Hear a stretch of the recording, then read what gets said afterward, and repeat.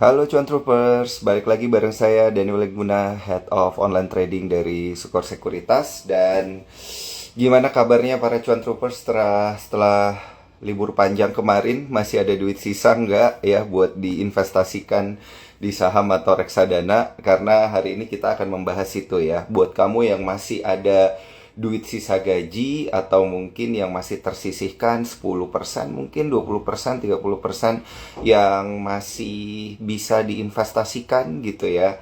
Nah, kamu harus dengerin Instagram Live pada malam hari ini dulu. Untuk apa? Untuk mengetahui ini tuh harus ditabung di mana. Karena di Juli ini kita memasuki semester 2 tahun 2023. Kondisi market kita juga masih tetap sideways di level 6.600 dan bahkan tadi kalau nggak salah melemah 0,22% ke level 6.681,75. Jadi ini menjadi satu pertanyaan tentunya ya, Cuan Trooper, sampai kapan sih kondisi IHSG kita bakal terus-terusan kayak gini? Karena kalau kita lihat di US market sendiri itu saham pergerakan sahamnya ya, capital marketnya mereka udah lagi uptrend gitu ya, ke level 34.000 untuk Dow Jones gitu. Sentimen terakhir yang beredar di Amerika Serikat itu sepertinya akan ada pivot gitu ya, di mana selain The Fed itu mempertahankan suku bunga, ada kemungkinan ke depannya mereka akan menurunkan suku bunganya gitu. Kalau suku bunganya diturunin, artinya investor-investor itu pasti akan lebih banyak milih instrumen yang lebih beresiko gitu ya, nggak hanya di pasar uang, nggak hanya deposito, nggak hanya obligasi, tapi mereka akan mulai chip in ke saham lagi, dan bahkan beberapa udah mulai curi start gitu ya. Jadi makanya teman-teman lihat nih ya, Dow Jones Industrial Average ini baru aja dibuka menguat 0,032, S&P 0,12, Nasdaq 0,21% ini peningkatannya. Dan tentunya ya, ini apakah berpengaruh banyak untuk capital market kita? Berapa lama translasi ini akan berlangsung gitu? Jadi yang awalnya di US market naik gitu ya, indeks harga saham gabungan kita juga kapan nih bisa terkena imbasnya naik ke zona hijau gitu ya. Atau mungkin bisa kembali lagi di atas level 6.700. Tapi meanwhile tidak hanya saham saja yang menarik, reksadana juga sebenarnya menarik untuk diperhatikan oleh Cuan Troopers gitu ya, di tengah kondisi waiting ya, wait and see ini, menunggu kondisi suku bunga, inflasi, translasi dari global market ke Indonesia gitu. Ini bagusan kita menabung ya, menabung jangka pendek di mana. Nah, saya udah punya dua ahlinya pada malam hari ini. Tentunya nanti saya akan ditemani oleh Ci Jessica Wijaya. Udah lama banget gak ngobrol sama Ci Jessica Wijaya. Minggu lalu Ci Jess ulang tahun by the way, tapi baru seminggu lewatnya, jadi masih bisa say happy birthday lah ya. Ci Jess ini adalah CEO dari sayakaya.id, dan juga ada Ko Arfan Karniodi, co-founder dari porto.id, dan juga sekaligus CIO dari Kisi Asset Management gitu ya. Nih, coba nih aku invite satu-satu, atau mungkin kalau udah standby Ci Jess atau Ko Arfan boleh nge-request. Jadi nanti aku sisa ini aja, aku sisa approve aja nih. Soalnya biasa error-error nih kalau yang invite dari sini, kadang agak error. Tunggu sebentar ya. Ini kita coba cek koneksi dulu. Siap. Nah, Cuan Troopers, jangan lupa ya, untuk pertanyaan masukin ke list question and answer di sini ya. Jadi supaya pertanyaannya bisa ke shortlist, tentunya nanti akan kita tanyakan langsung ke Cijas dan juga ke Ko Arfan. Oke, siap. Sudah saya accept. Aduh, moga-moga nggak nyangkut lagi nih. Yes, nggak nyangkut. Halo, malam Cijes. Kabar sehat, Ci? Hai Daniel, hai Cuan Trooper semuanya, sehat-sehat ya. Ya, Ci, pertama-tama mewakili Cuan Troopers, aku mau ngucapin happy birthday dulu. Happy birthday buat Cijes. Minggu lalu di Thank hari you, Jumat thank kita nggak you. sempat. Uh, uh, Moga-moga panjang umur, sehat selalu, cuan-cuan Thank selalu, you, dan thank you. bisa banyak-banyak sharing ke kita-kita semua. Thank you Siap, siap, Daniel, siap. thank you semuanya. Siap, Ci. Nah, Ini aku kebetulan udah ada Ko Arfan yang juga nge-request to join supaya kita langsung bertiga ya bisa live. Oke, ini Udah moga-moga ya? lancar nih live-nya. Nah, akhirnya. Halo, selamat malam, Ko Halo. Arfan. Akhirnya kita live lagi nih bertiga. Oke, cek cek. Ini suaraku jelas kan ya di Ko Arfan dan di Cijas ya? Jelas, di Aman aku ya. jelas. Oke. Oke, siap, siap, siap. Ko Arfan dan Cijas, ini tadi aku udah sempat brief para cuan troopers terkait dengan sedikit terkait dengan kondisi market kita sekarang gitu ya, yang memasuki semester kedua tahun 2023. Nah, tapi masuk ke semester kedua ini memang kayaknya masih belum banyak perubahan gitu dari akhir semester satu kemarin. Masih sideways, marketnya belum ke 6.700 lagi, total nilai transaksi aja hari ini cuma 8 triliun gitu, bahkan nggak sampai ke 10 triliun rupiah. Sepi nih kondisi market kita. Nah, kalau view dari Ko Arfan atau Cijas ini secara keseluruhan ngelihat market kita di second half ini bakal kayak gimana sih? Ada sentimen apa sih sepertinya yang sebaiknya dinanti-nantikan nih untuk para cuan troopers? Mungkin dari Ko Arfan dulu atau Cijas dulu nih? Kalau equities ke Arfan ya. Tapi ini seru nih. Ini ada cuan troopers yang Iya, bilang bursa Eropa mau ambruk, tunggu tanggal mainnya Asia. tunggu Nah, tanggal gimana Kak mainnya. Arfan? Silakan Oke, oke, komentari. siap, siap. Siap, bosku. Silakan. Kenapa tuh bisa ambruk? Mungkin sudah mulai loyo kok. Loyo ya. Kalau lagi loyo jangan Iya, dipaksain ya, Den ya. sudah mulai lemas ya. Oke. Tapi gimana sih ini sebenarnya kok? Kalau saya bilang justru economic condition terutama di US sangat membaik. Oh, Karena oke. satu, interest rate-nya ini kenaikannya sudah kelihatan terminalnya. Oke. Kalau orang bilang Fed masih mau naikin 2 kali lagi, saya bilang itu udah kelihatan terminalnya. Karena per inflasi Juni yang akan diumumkan bulan Juli ini, tanggal 13 Juli, year on year inflation, baik core inflation dan inflation headlines, itu sudah di bawah interest rate. Menurut saya, sudah tidak perlu lagi untuk naikin interest rate banyak-banyak.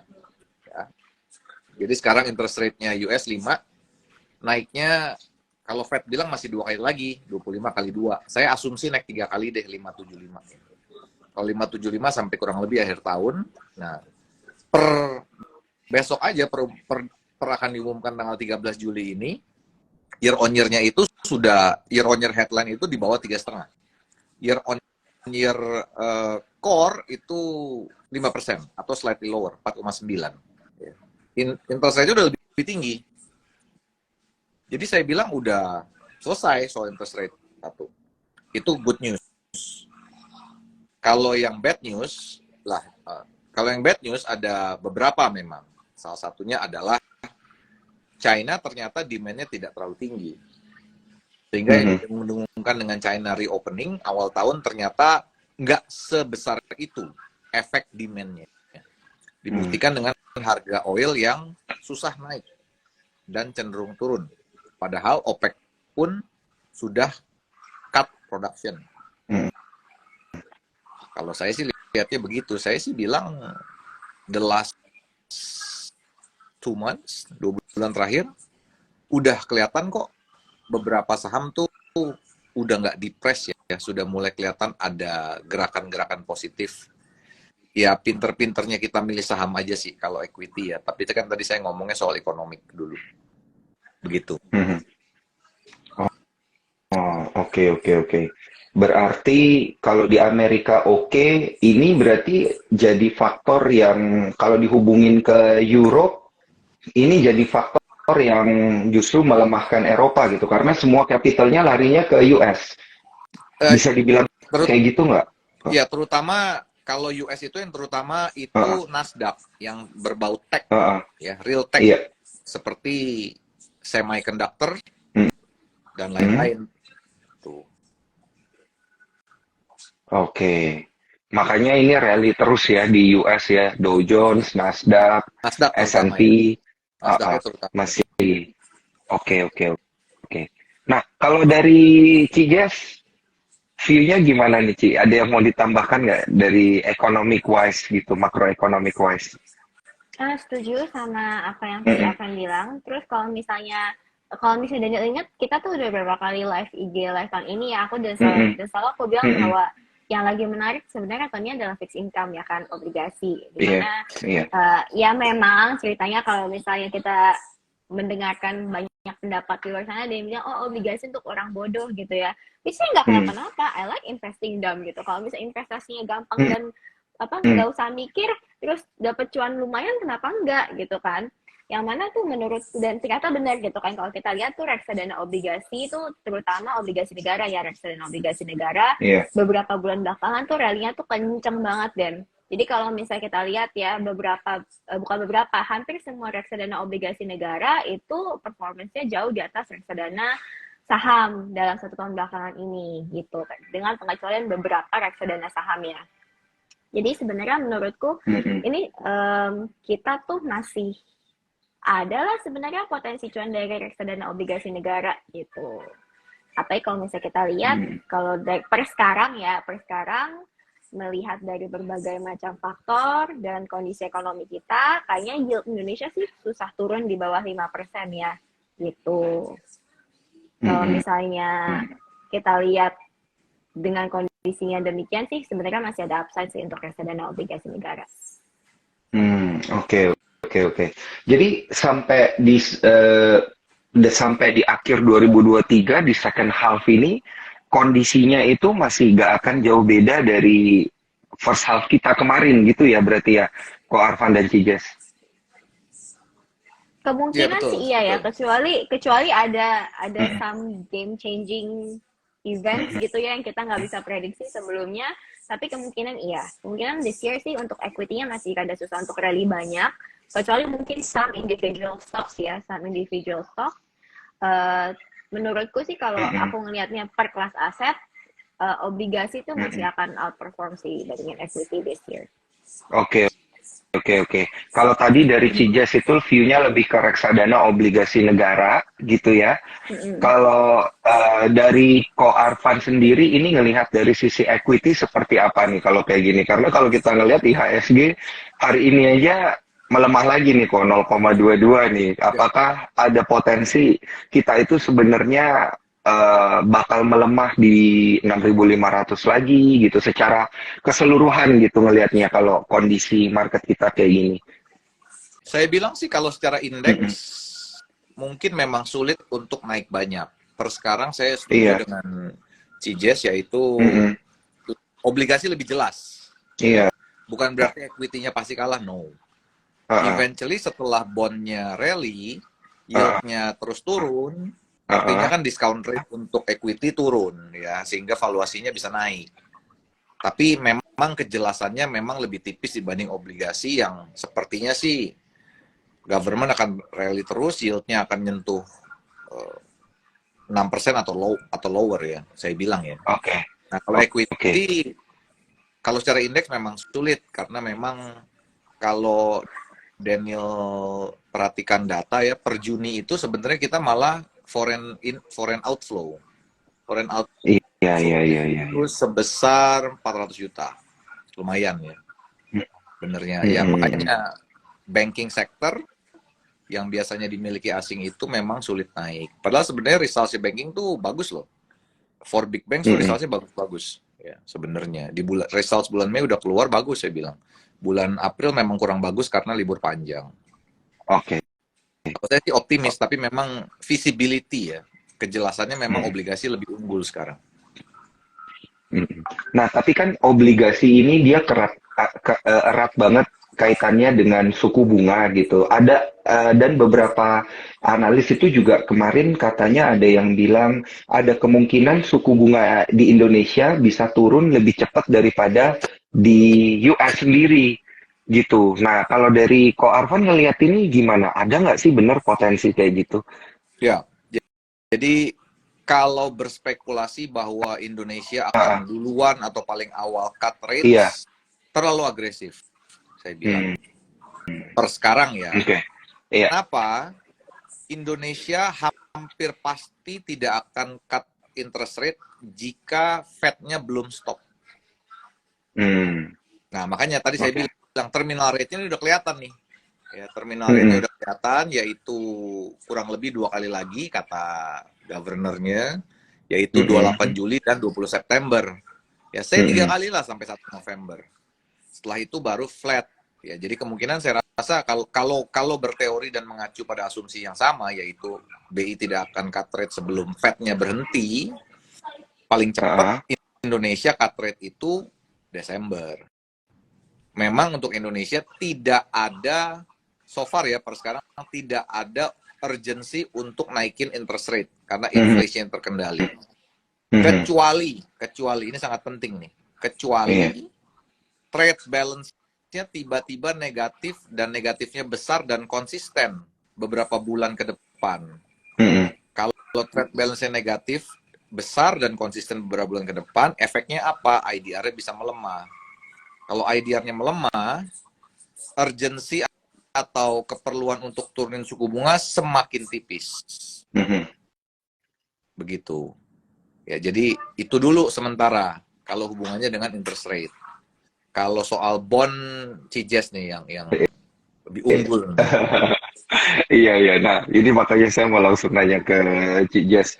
Untuk view sendiri, karena memang bonds untuk apa namanya obligasi negara gitu ya, ini lagi menarik.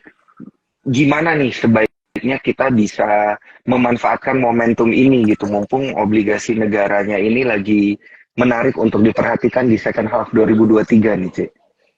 Oke, sebenarnya untuk investasi obligasi negara itu kan ada, well, ada Mm-mm, 3 cara ya. Pertama kita bisa beli dari bank, mm-mm, kita bisa beli FR mm-mm, outright dari bank. Tapi memang itu biasanya pecahannya gede, minimal kan 100 juta rupiah kan kalau dari bank. mm-mm, Nah, terus di beberapa mm-mm, platform sebenarnya udah ada FR yang pecahannya 1 juta, mm-mm. tapi serinya terbatas. Di mana mungkin seri-serinya Oke. itu kuponnya mungkin lebih nggak menarik, ya kan? Terus mungun kita lebih nggak bisa bebas milih sesuai dengan harassment investasi kita. Terus kalau misalnya pecahan 1 jutanya itu pasti ada yang namanya spread jual beli, ya kan? Kalau spread jual beli, pas kita lagi beli mungkin lagi tinggi harganya, terus pas kita mau jual harganya lagi turun, itu kan sama aja bohong. Nah, sebenarnya menurutku yang paling bijak kalau kita tuh mau memanfaatkan rally obligasi negara ya, khususnya untuk kita nih investor kita kebanyakan yang misalnya duitnya terbatas kan, kita nggak bisa semuanya langsung dijeblosin ke dalam satu seri FR. Menurut aku itu paling benar sebenarnya kita investasi di reksadana obligasi negara. Nah, ini sedikit jualan, tapi ini benar gitu ya. Mm-mm, Kalau misalnya mm-mm, teman-teman lihat mm-mm, di Saya Kaya, fund-fund kita yang isi mm-mm. obligasi negara tuh for the last 1 year tuh performance-nya tuh bagus-bagus semua. Banyak yang 9%, seperti Kisi Fixed Income tuh sekitar Mm-mm. 9,8% ya untuk 1 tahunnya. Terus ada BNI Ardhani Syariah, itu isinya sukuk kebanyakan, itu juga bagus banget, sekitar 8,8% untuk 1 tahunnya. Terus ada Salemira Fixed Income juga yang mirip gitu ya, sekitar 8% 1 year return-nya. Jadi sebenarnya tuh lebih lebih accessible aja sih buat kita investor retail tuh beli reksadana obligasi negara dibandingin kita langsung beli obligasi negara ya langsung. Mm-mm. Nah, kalau misalnya teman-teman tanya juga, kenapa kita nggak beli ori aja? Boleh beli ori. Beli ori itu kan minimal 1 juta rupiah juga ya. Tapi kalau reksadana yang tadi aku sebutkan, minimalnya cuma 100 ribu rupiah. Terus kita udah dapat banyak, isinya FR semua gitu kan. Udah banyak FR semua, dan itu serinya berbagai macam. Kita udah nggak usah nyampurin sendiri. Kalau kita beli ori langsung, teman-teman harus ingat bahwa kita nggak bisa jual sewaktu-waktu ya, nggak kayak reksadana. Nah, jadi misalnya nih, tadi kan Arfan udah bilang beberapa faktor ekonomi yang nanti akan mempengaruhi kondisi kelas aset baik obligasi maupun saham. Nah, kalau misalnya kita Mm-mm. lihat sih mungkin penurunan yield ini tuh mungkin cuma sampai 5,5% ya. Gimana Pak Arfan? Setuju nggak nih? lima Ya, setengah setuju. persen. Ah, Jadi Setuju ya, yield lima itu setengah persen. ada mentoknya. heeh, heeh. Iya. Nah, kalau sampai 5,5%, terus kita ngelihat, oke kita mau take profit nih. Ori-nya nggak bisa di take profit, teman-teman. Apalagi kalau misalnya belum 1 Hmm, tahun. Karena ori itu kan ada window untuk jual belinya. Nah, kalau misalnya teman-teman tahu juga, kalau kita beli ori di beberapa platform, biasa ketika kita jual kembali itu ada penalti sekitar 2% kalau misalnya kita mau jual sebelum Oh, berita-beritanya atau early redemption gitu. Nah, ini kan banyak nih cas-casnya kan ya, banyak cas-casnya, banyak biaya-biayanya. Dibandingkan kita terlalu pusing mikirin biaya-biaya ini, ya tentu aja kalau misalnya teman-teman mau gitu ya, silakan, silakan banget. Tapi karena aku nge-timing, karena aku orangnya nge-timing, dan kita kan udah timing ini, Den. Akhir tahun lalu ya, kalau misalnya mm-mm. Daniel ingat, pas kita live, aku bilang obligasi negara menarik nih untuk 2023. 2023 is the Mm-mm. year of fixed Betul. income, gitu. Nah, Mm-mm. kalau misalnya kita udah lihat, yieldnya kayaknya udah mau deket 5,5 nih. Waktunya kita take profit di obligasi negara kita atau di reksadana obligasi negara kita. Kalau kita beli reksadana itu dengan sangat mudah kita bisa jual, ya kan, Dan? Kita langsung redeem aja tuh hari Mm-mm. itu. Terus maksimal 3 hari uangnya udah nyampe di rekening kita. Tapi kalau misalnya kita beli ori, kita nggak bisa kan, karena kita harus tunggu early redemption dulu. Tiketnya dibuka. Terus ada casnya juga. Kalau kita jual obligasi negara, belum tentu juga harganya sesuai dengan yang kita ekspektasikan gitu. Belum memperhitungkan spread dari jual beli itu sendiri. Jadi sebenarnya kalau menurut aku the best way is ya ini ya, maksudnya ada telat sedikit kalau teman-teman yang belum beli reksadana obligasi negara, tapi kalau teman-teman Mhm. mau play into this scenario, teman-teman Mhm. bisa beli reksadana obligasi negara, pas yieldnya udah mau deket 5,5%, mulai di take profit gitu. Oh, oh gitu caranya. Oke, oke, oke. Soalnya yang kayak gini, ini saya baru dengar nih, Cik, metodenya kayak gitu. Pas yieldnya udah deket 5,5%, di take profit aja gitu ya. Iya, bisa. Itu Oke, bisa oke. menjadi salah satu pertanda lah untuk take profit gitu. Mm-mm, oke, oke, oke.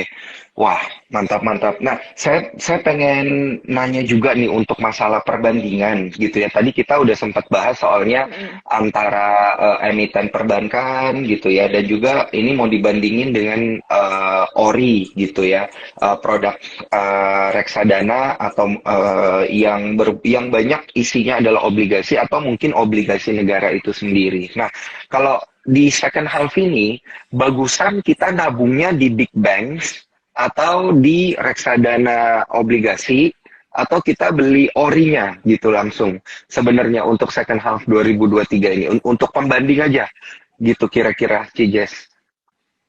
Jadi kalau aku bilang sih masing-masing ada kelebihannya sendiri ya, Dan ya, ada Heeh, kelebihan dan heeh. kekurangannya sendiri.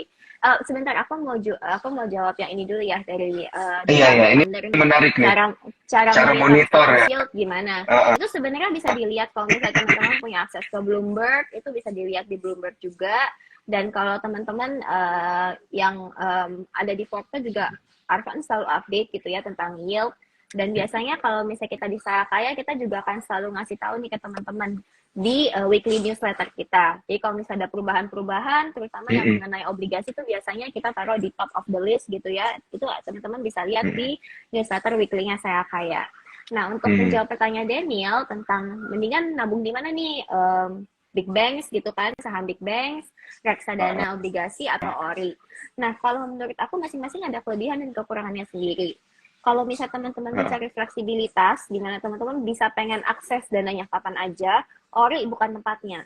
Karena ori, teman-teman ketika beli, teman-teman Oh, harus nunggu early redemption. Itu kalau nggak salahnya 1 tahun apa 2 tahun gitu ya. Jadi selama 1 tahun ya kita nggak bisa apa-apain tuh duitnya, kita nggak bisa tarik gitu. Nah, kalau mm-mm, misal ori tentu aja kelebihannya dijamin sama negara. Kalau misalnya nanti suku bunganya turun, kita tuh ada yang namanya floor ya, jadi nggak bisa turun lebih dari batas tertentu gitu. Jadi kita udah ada jaminan kuponnya mm-mm, gitu. Nah, tapi tentu aja ori ada batas pembeliannya minimal 1 juta rupiah, terus nggak bisa dicairkan kapan aja. Terus kalau misalnya kita mau mm-mm, cariin kapan aja pun, nanti itu ada penaltinya ya, ada biaya penaltinya dan ada biaya fee-nya juga yang mm-mm, kita harus bayar. Kalau reksadana obligasi, enaknya teman-teman bisa beli jual kapan aja, basically. Bisa beli jual kapan aja, minimal cuma 100 ribu rupiah, terus ya teman-teman bisa memanfaatkan rally obligasi negara ini juga gitu, kalau teman-teman mau. Terus kalau misalnya saham perbankan, mungkin ya salah satu plus pointsnya juga adalah bisa dijual kapan aja kan sebenarnya. Kalau saham kita mau beli kapan aja, kita juga bisa mau jual. Tapi memang harganya mungkin nggak sesuai dengan yang kita harapkan gitu kan. Kalau pas kita mau jual harganya lagi turun, ya bisa aja itu terjadi gitu. Hmm. Untuk saham Oke, sendiri, oke, mungkin oke. seperti yang Arfan bilang, saham tuh lebih susah diprediksi dibandingkan obligasi ya. Jadi kalau misalnya kita lihat obligasi ini kan in in a major uptrend lah selama mungkin 8 Mm-mm. bulan terakhir gitu, dan itu kan lebih gampang dilihat sebenarnya. Mhm. Selama pokoknya kita tuh masih dalam kondisi yang seperti sekarang, nggak ada major event, harusnya masih akan uptrend sampai dengan beberapa bulan ke depan lah at least. Nah, tapi kalau saham Mhm. perbankan sendiri kan kita nggak terlalu bisa prediksikan, walaupun kita bisa lihat monthly trend-nya, performance si bank itu gimana. Tapi saham itu menurut aku akan lebih sulit diprediksi untuk performance-nya dibandingin obligasi. Apalagi kalau kita ngelihatnya dalam jangka waktu pendek, yaitu 6 bulan doang kan, ceritanya second half doang kan Mhm. ya, dan gitu. Jadi kalau menurutku Iya, iya, iya, iya. in second half doang, kalau kita mau memanfaatkan current economic conditions, the best Mhm. way dan yang paling gampang, paling accessible adalah reksadana obligasi negara gitu.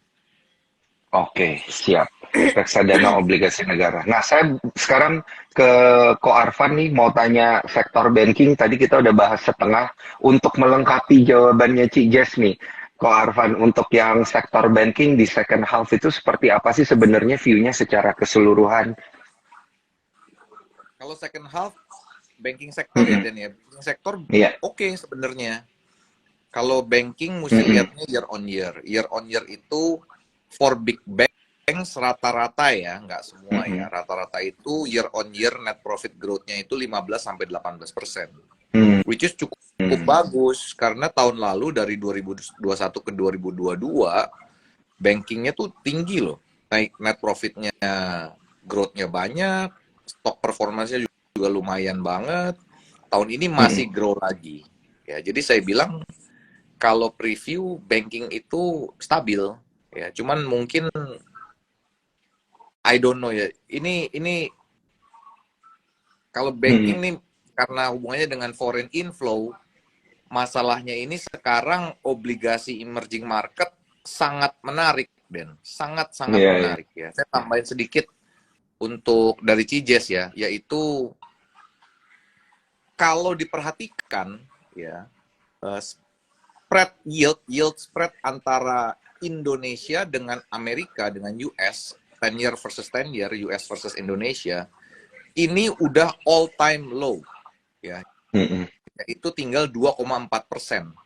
Yang biasanya itu 3,5 sampai 4% yieldnya ya.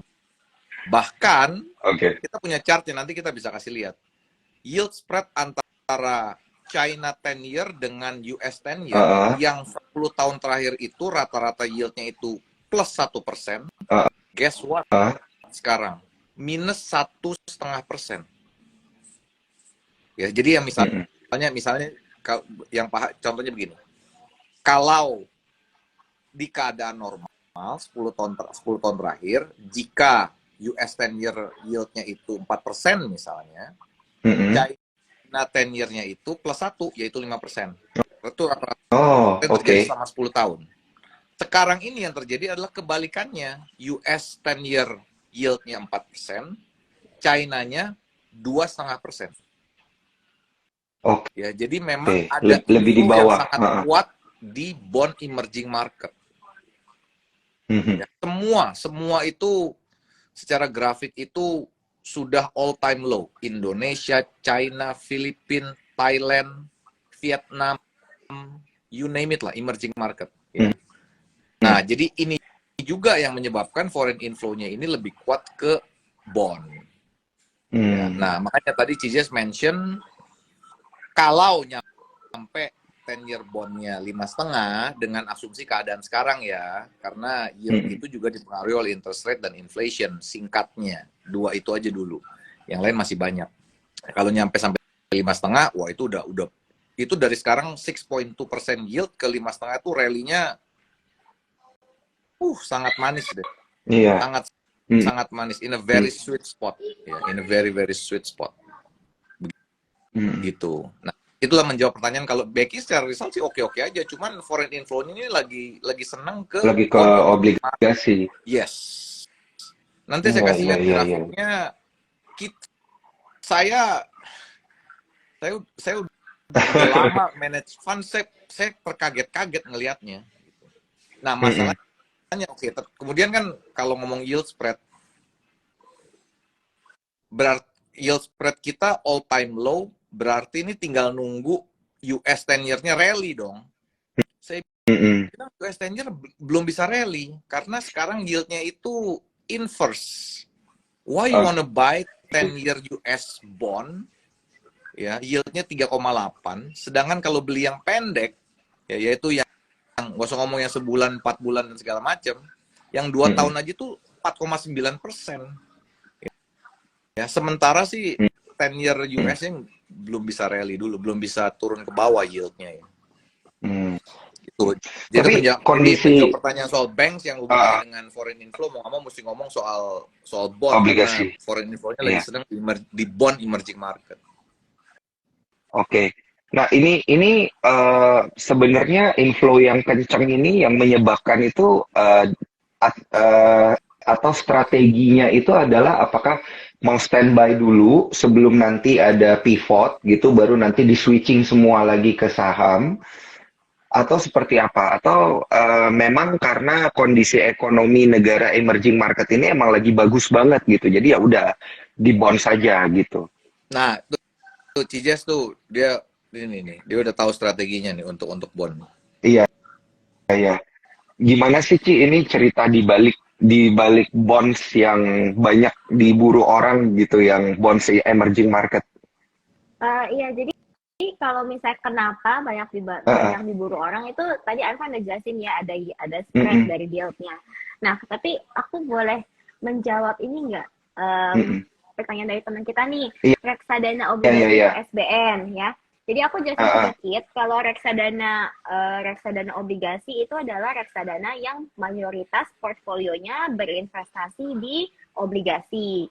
Bisa 2, obligasi negara atau obligasi korporasi atau campuran ya. Sebenarnya ada juga nih reksadana yang investasi kedua-duanya.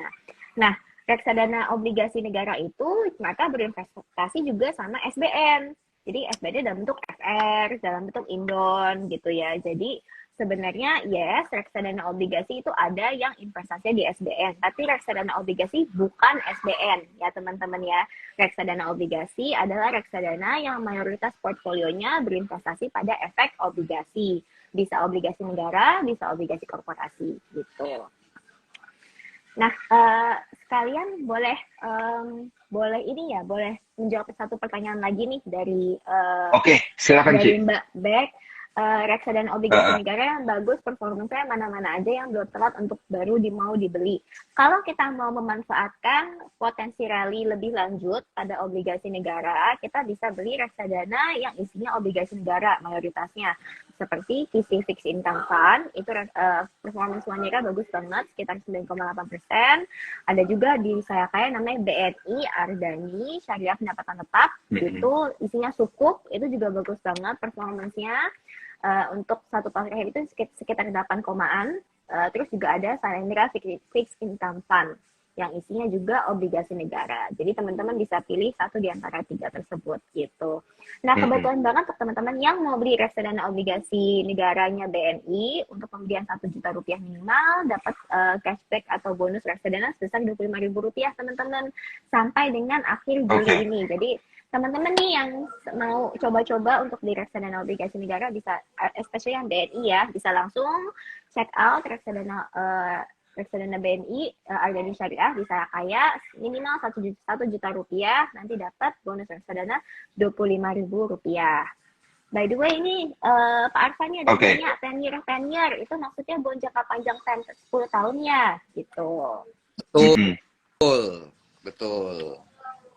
Yaitu ini itu benchmark series. Ya, benchmark series. Oke. Jadi mungkin juga hubungannya tadi sekalian ini ya, mungkin sedikit mengaitkan gitu kan. Tadi kan aku bilang nih kalau misalnya yieldnya turun terus, buat equity juga potentially menarik karena discount rate-nya itu kan juga ikutan nih mempengaruhi valuasi saham. Nah, kalau misalnya kita tuh ngelihat 10-year bond yield itu adalah risk-free rate nih, dan jadi risk-free rate ini tuh sebenarnya ya bukan efek kayak investasi yang hampir nggak ada resikonya kepada Iya. pemegangnya gitu. Jadi kalau misalnya teman-teman yang bingung, oke 10 year bond yield itu apa, risk rate itu apa, sebenarnya sama gitu. Nah, mau nanya satu produk nih, Ci. Kan ada juga Sukor Premium Fund kan 80% obligasi gitu. Nah, Betul, ini ya. bisa jadi satu opsi juga gitu ya. Nah, menarik banget Daniel ngomong tentang ini. Soalnya kalau misalnya kita bisa membedakan antara beberapa produk-produk reksadana pendapatan tetap atau reksadana obligasi itu sebenarnya dari jenis investasi obligasinya kan. Tadi aku bilang Oke. reksadana obligasi itu bisa obligasi korporasi atau obligasi perusahaan. Kebetulan Sukor Premium Fund ini isinya reksadana obligasi perusahaan atau reksadana obligasi korporasi. Jadi, reksadana obligasi korporasi ini lebih tidak sensitif terhadap kenaikan atau penurunan suku bunga maupun perubahan di yield gitu ya. Walaupun tetap ada impact-nya tapi nggak banyak gitu, nggak banyak.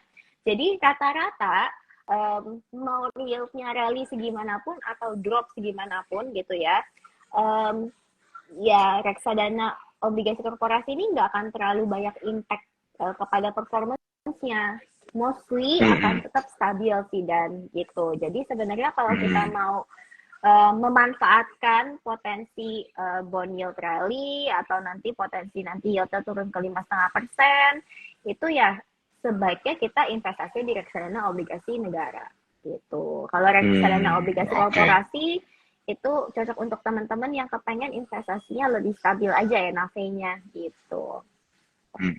Ini pas banget tadi saya baru dapat baca berita juga katanya investor asing borong 84 triliun SBN katanya ya. Memang berarti kondisi inflow-nya ini yang ke SBN ini benar-benar memang terjadi dan berarti potensi ke depannya juga ini lebih baik begitu ya untuk di 2023 ini. Seperti yang tadi diceritain oleh Ko Arfan dan juga Cik Jess.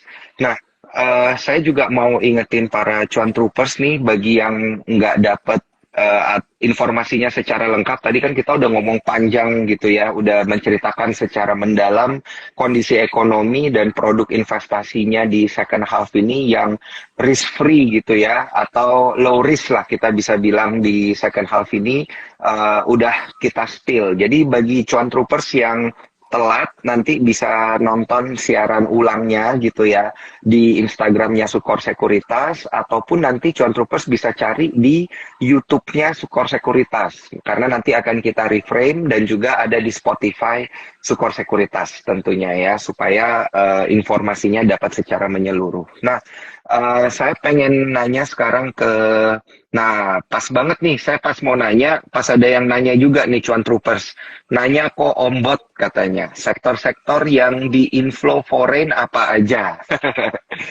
Kalau foreign inflow hampir pasti big cap. Sorry. Ya, big cap biasanya banking, telcos sebenarnya menarik. Ya, jadi kalau untuk quarter 2 ya, ini kan kita udah mau results nih Den, udah mau results quarter 2. Nah, it's a very unique situation sekarang ini. Ya, karena apa? Jarang banget Q on Q itu di quarter 2 itu hampir semua sektor itu Q on Q growth-nya minus. Ya. Oke. Bahkan banking sektor performance di performance bank saya bukan stock performance ya, banking performance di bulan April itu semuanya seragam nggak bagus. Karena loan growth-nya di bulan April saja sangat rendah. Ya. Nah, kalau menjawab pertanyaan tadi, kalau foreign inflow jelas big caps yaitu banks dan telcos. Nah, kemudian saya nyambung ke telcos. Telcos ini menarik karena Q on Q hampir semua sektor itu growth-nya minus kecuali salah satunya adalah telco sektor. Ya, yaitu ya telco sektor ada macam-macam, itu hampir dipastikan Q on Q semuanya itu growth-nya positif.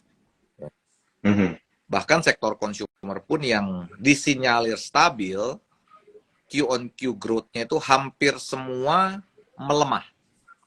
Ya, either melemah sedikit, flat, atau kalaupun naiknya sedikit. Begitu.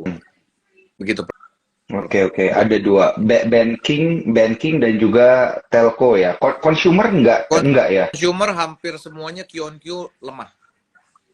Oh, apakah karena emang udah dianggap terlalu overvalue gitu, udah terlalu Enggak. tinggi, makanya. Maksudnya melemah itu Ah, net profit growth-nya itu misalnya Q1 1000, Q2-nya agak oh, oke. turun, misalnya, jadi 950 misalnya.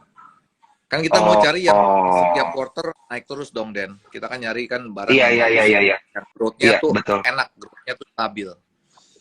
Ah, Nah, consumer turun. ah, ah, Eh, ah. yang yang Oke. yang yang hampir dipastikan Q-on-Q-nya growth itu telcos, Ah, poultry, cuman poultry ini coming from ah, negative ah. quarter.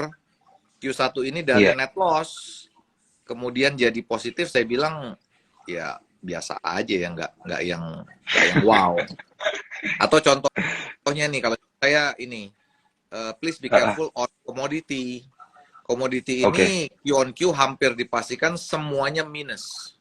Mau ngomong Mm-mm. year on year lebih minus lagi karena quarter 2 2022 saham-saham komoditi itu peak all time high performance-nya. Performance-nya ya, bukan stoknya ya. Performance-nya luar biasa tinggi karena itu peak dari harga komoditinya.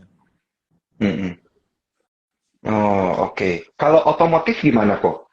Otomotif kan kita lihat dari tahun lalu ke tahun ini kayaknya ada kenaikan, perekonomian terbuka gitu kan. Udah nggak pandemi lagi. Nah, kalau Apakah otomotif, ini bagus nggak sih? otomotif kalau ngomongnya Astra, masalahnya itu Astra itu tidak hanya dari four wheeler dan two wheelers, tapi dia dapat dari Oh, financing, dapat dari UT, which is mining, kemudian juga dari auto. Auto itu spare part-nya. mm-mm. Kayaknya sih Q on Q Astra itu either flat atau slightly negatif. Ya, karena drag down dari Oh, sektornya.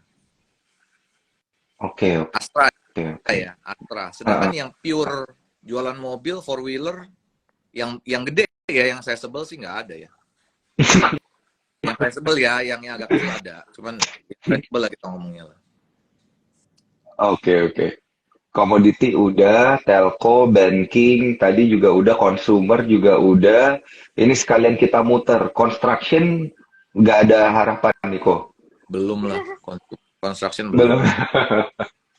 Banyak yang nanya soalnya construction nih apa kabar? Katanya kemarin sempat naik dikit terus turun lagi gitu. Kalau tech sendiri juga belum ya kok ya. Inflow di tech Tech ini tech kan beneran kemarin cuman di Goto atau dong. digital bank? Tech beneran ya kayak Goto, Bukalapak gitu. Goto buka lapak beli, ya saya Uh, bilang bukan jelek ya, cuman mm, semua kondisinya sudah price in. mm, Seperti Goto, saya yakin financial statement-nya semakin membaik, ya semakin mm, membaik. Tapi sudah price in sampai dengan akhir tahun 2023, yaitu mereka semua mengincar EBITDA, adjusted EBITDA positif di akhir quarter 2023. Story-nya gitu aja. oke. Sedangkan valuasinya, well, saya bilang sih masih mahal ya. Mm, Sekarang mm. kan sell side pun semuanya, hampir semua downgrading tech sektor. Downgrading bukan jadi Mm, sell ya, tapi mm, target price yang mm, tadinya ketinggian diturun-turunin. Ya. Kalau tech sektor mah mm. gampang lah, nggak usah terlalu sulit ya. Itu contoh kalau lihat Goto, lihat aja Gojek, Gokar lagi promonya lagi tinggi atau enggak. Karena ini hubungannya dengan revenue kan. Oke, oke, siap. Kalau gitu saya ke Cik Jas lagi. Saya dari tadi penasaran pengen nanya tentang reksadana pasar uang. Pasar uang sendiri, kalau reksadana saham kan dia akan performance-nya akan sesuai dengan kondisi pasar saham gitu, Cik. Jadi memang mungkin kurang menjadi pilihan gitu ya bagi cuan troopers. Nah, tapi kan ada yang lumayan aman dan stabil dan low risk juga itu yang di pasar uang sendiri gitu. Nah, ini kalau kita mengalokasikan ke banyak capital kita ke reksadana pasar uang di second half ini gimana menurut Ci Jess? Menurutku gini, jadi no offense untuk Mm-mm. teman-teman di luar sana, tapi kalau menurut aku reksadana pasar uang itu sebenarnya nggak cocok untuk investasi jangka waktu panjang ya, kecuali Mm-mm. memang kita khususkan untuk satu, dana parkir. Yang nanti kita mau switching nih, misalnya kalau udah kondisinya udah oke, kita mau masuk saham, oke nggak apa-apa ditaruh di Mm-mm. reksadana pasar uang dulu. Atau misalnya kita mau untuk kebutuhan yang sifatnya dalam jangka waktu dekat gitu ya, misalnya 3 sampai 6 bulan gitu, atau demikian boleh masuk nggak apa-apa di reksadana pasar uang kalau kita nggak bisa handle the risk of reksadana obligasi. Tapi untuk jangka panjang sih menurut aku tuh nggak tepat, Dan, karena reksadana pasar uang itu Mm-mm. menurut aku bukan instrumen optimal untuk investasi jangka panjang. Sayang uang kita kalau kita cuma taruh di reksadana Mm-mm. pasar uang doang. Apalagi kalau dalam kondisi suku bunga lagi tinggi. Karena most Oke. likely deposito itu akan beat reksadana pasar uang. Especially untuk teman-teman yang mungkin nilai deposito gede, bisa ditawarin bank special rate gitu ya. Aku tahu banyak banget bank sekarang yang nawarin rate itu sampai misalnya 6, lebih gitu ya, gross, Mm-mm. tetap dipotong pajak 20%, tapi ya tetap dapat return yang kalau misalnya di setahun kan tuh lebih tinggi dibandingkan reksadana pasar uang. Nah, tapi kan bedanya deposito adalah kalau kita break sewaktu-waktu, itu kan kita kena penalti kan. Mm-mm. Ya kan, kita kena penalti dan kita tetap harus bayar pajaknya. Jadi, menurutku, teman-teman kalau misalnya investasi jangka panjang di reksadana pasar uang itu nggak tepat gitu. Mendingan dialihkan ke reksadana obligasi atau mau investasi langsung obligasi itu nggak apa-apa. Tapi kalau Mm. menurutku RDPO tuh ya cocoknya untuk tempat naruh nyimpan sementara atau kebutuhan yang sifatnya sewaktu-waktu atau jangka waktu dekat gitu. Jadi menurutku reksadana pasar uang kalau untuk investasi jangka panjang terus-terusan taruh di situ nggak cocok. Nah, kalau menurutku juga reksadana pasar uang itu Mm-mm. bagusnya kita taruh untuk investasi kalau misalnya kita nggak mau mikir ya, itu waktu suku Mm-mm. bunganya lagi rendah. Karena pasti akan outperform dibandingin deposito gitu. Jadi Mm. Oke. teman-teman mungkin bisa diingat-ingat gitu ya beberapa tipsnya kenapa dan kapan waktu kita investasi di reksadana pasar uang, kenapa dan kapan reksadana pasar uang itu lebih baik dibandingkan deposito gitu. Hmm. Oke, oke, oke, oke. Dan untuk detailnya nanti bisa langsung nge-DM ke saya kayak juga gitu ya, Ci ya, kalau pengen tahu informasi detail dan juga cara metode strategi investasinya seperti apa gitu ya, bisa langsung Boleh banget, boleh DM banget.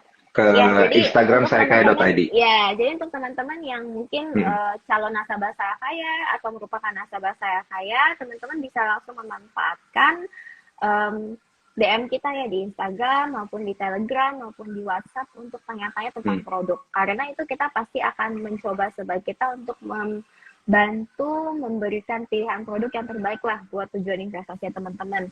Nah, untuk teman-teman juga nih yang Hmm. mungkin belum tahu soft relaunchingnya app-nya kita saya Hmm. kaya di Hmm. minggu terakhir kemarin ya, minggu terakhir bulan Juni itu kita sekarang ada rekomendasi produk juga nih yang sesuai sama tujuan investasi teman-teman. Misalnya kalau tujuan Hmm. investasi teman-teman untuk umroh gitu ya, kita udah pilihkan beberapa reksadana yang paling pas gitu ya untuk mencapai tujuan keuangan tersebut yang dengan syariah tentunya. Jadi semua reksadana pilihannya udah syariah gitu. Terus misalnya untuk dana pendidikan anak, kira-kira jangka waktu investasinya kan masih panjang. Nah, kita juga udah pilihin tuh beberapa reksadana yang cocok. Misalnya untuk dana darurat atau untuk kebutuhan yang sewaktu-waktu, kita juga udah pilihin juga rekomendasi produknya. Jadi untuk teman-teman bisa langsung download aja nih aplikasi Saya Kaya yang baru, ada di App Store dan di Play Store. Nanti itu sebenarnya akan meng-guide teman-teman untuk berinvestasi dengan lebih mudah lagi. Oke, mantap.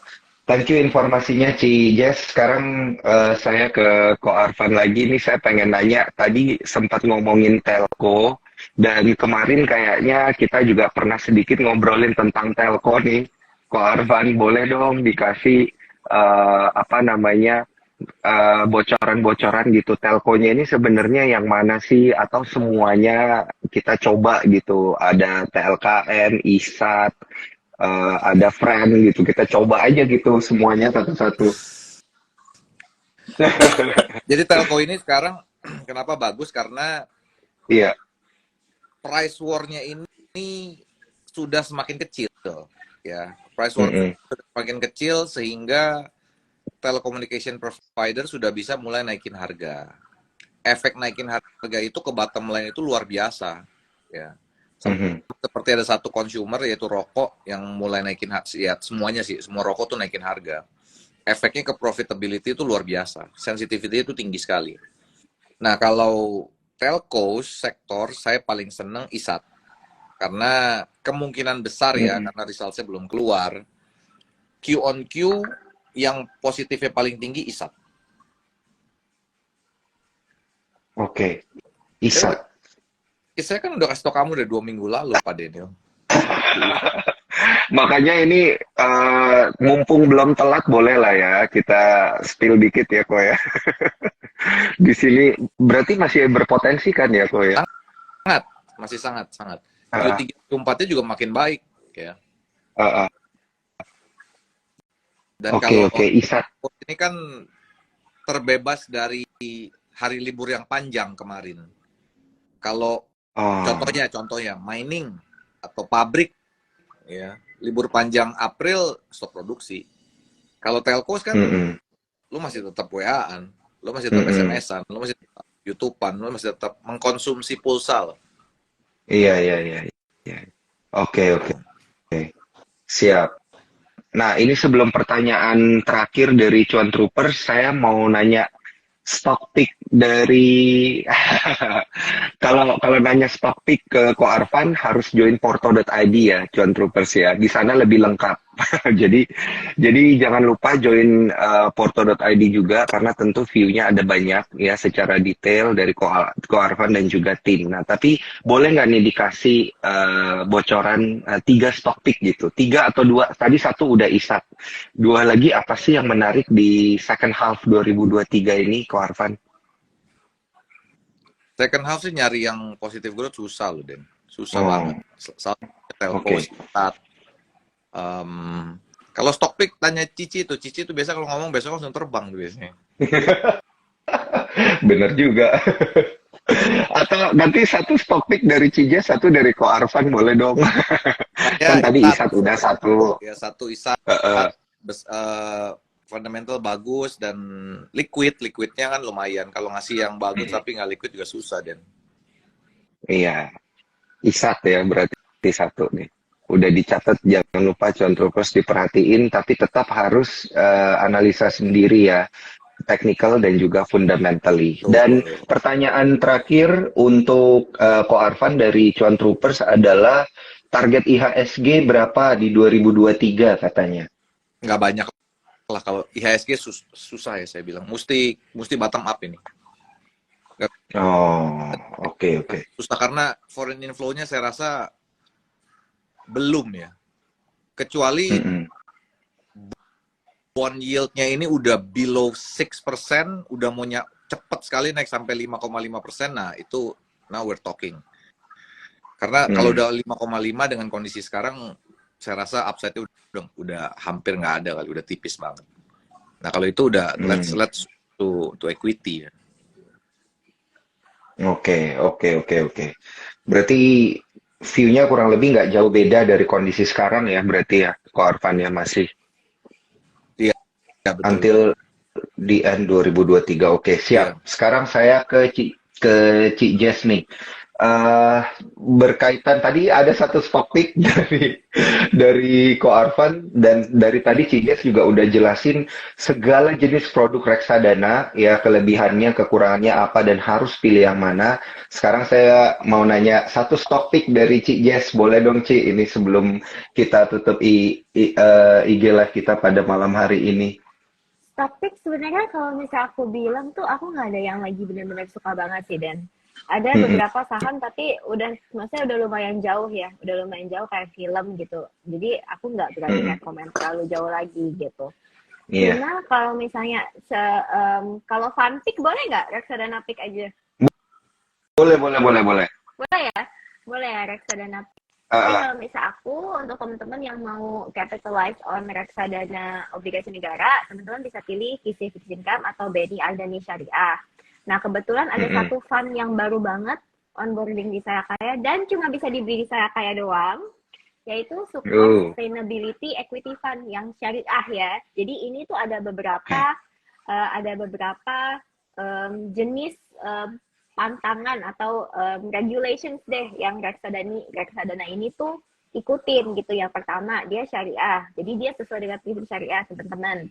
Yang kedua dia equity, jadi untuk long term ya, tapi equity-nya pun juga yang sustainable karena dia mengikuti beberapa panduan dari Sri Hati. Jadi ya seperti nggak boleh terlalu mencemarkan lingkungan, lalu ada beberapa prinsip juga yang harus dipatuhi seperti give back to the society gitu, dan untuk corporate governance-nya juga dijaga gitu. Dan untuk teman-teman ini cocok juga buat teman-teman yang mau investasi jangka panjang karena dia bentuknya equity. Jadi teman-teman bisa melihat juga nih untuk teman-teman yang mematuhi beberapa prinsip tersebut, teman-teman bisa melihat Sukor Syariah Sustainability Equity Fund sebagai alternatif investasi, khususnya untuk yang jangka panjang ya. Nah, untuk teman-teman yang mungkin mau investasi reksadana pasar uang, teman-teman bisa ngeliat juga isi money market fund yang performance juga lagi oke banget, lagi cakep banget. Terus juga teman-teman bisa ngeliat Sukor Syariah Balance Fund ini juga baru banget ada di Saya Kaya. Jadi ini reksadananya itu seperti Sukor Premium Fund, dan cuma kalau Sukor Premium Fund kan minimum pembeliannya 100 juta rupiah nih. Iya. Kalau Sukor Syariah Balance Fund minimumnya cuma 100.000 rupiah gitu. Jadi terjangkau banget buat teman-teman. Dan komposisinya tuh mirip seperti Sukor Premium Fund, yaitu majority di sukuk korporasi, terus ada sedikit di saham, ya saham syariah, lalu sisanya di pasar uang. Jadi kalau teman-teman yang kepengen nyobain Sukor Premium Fund tapi minimum pembeliannya terlalu tinggi, nah teman-teman boleh banget nih coba Sukor Syariah Balance Fund gitu. Jadi kita lagi ada banyak banget dan sebenarnya produk-produk bagus di Saya Kaya. Iya. Oh, gitu. Oke. Bener sih, karena kan dari kemarin yang kita dengar kebanyakan Sukor Premium Fund, tapi ternyata ada Sukor Syariah Balance Fund ya namanya ya. Iya. Ini campuran jadinya karena dia ada banyak di obligasi, di sukuk, tapi juga ada sedikit sahamnya, terus ada di pasar uang juga gitu. Dan ini tuh syariah, jadi untuk teman-teman yang menganut investasi syariah, yang pengen investasi syariah aja, bisa banget pilih reksadana ini. Oke. Wah, udah banyak banget nih masukan, opsi, strategi, dan juga informasi-informasi menarik. Gak berasa udah 1 jam ngobrol sama Ci Jess dan juga Ko Arfan. Thank you banget waktunya, Ci Jess dan juga Ko Arfan. Dan buat cuan troopers yang pengen dapat informasi lebih detail gitu ya, berkaitan dengan produk reksadana, investnya seperti apa, bisa DM ke sayakaya.id. Dan kalau mau tanya stock pick menarik dan kondisi equity di dalam dan luar negeri, ini bisa ke porto.id, cuan troopers. Kalau gitu saya ucapkan thank you banget sekali lagi Ci Jess dan juga Ko Arfan. Thank you. Nanti kita ngobrol-ngobrol lagi di balik layar ya. Pastinya. Thank you banget Ko Arfan dan juga Ci Jess. Sampai jumpa. Saya pamit undur diri. See you, cuan troopers. Thank you, Dan. Thank you, cuan troopers. Malam ya.